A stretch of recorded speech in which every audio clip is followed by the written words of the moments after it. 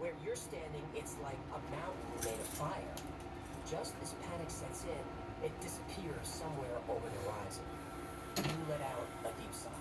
You didn't realize it, but for the past 30 seconds, you've been holding your breath. You and your group are now frantically gathering your belongings. That was more than enough excitement for one evening. You even ask yourself if you even want to do this again next year. But that question has already been answered for you.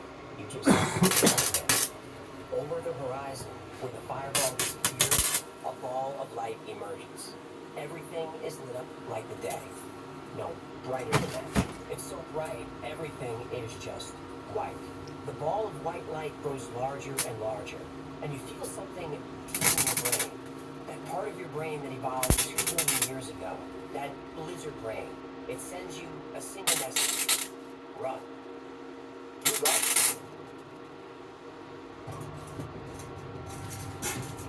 About 3,000 miles away, there has been an event.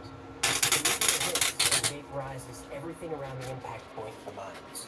Water, rock, cities, all vanish. Then the shockwaves start. Earthquakes radiate out from the impact point over and over again as the earth reverberates like a bell. These earthquakes move faster than the speed of sound. They're so powerful, they disrupt the tectonic plates of the earth. That sets off a chain reaction of earthquakes and volcanoes across every major fault line. Forget LA and San Francisco. I'm trying to get away. Either eat or burn the entire California coast.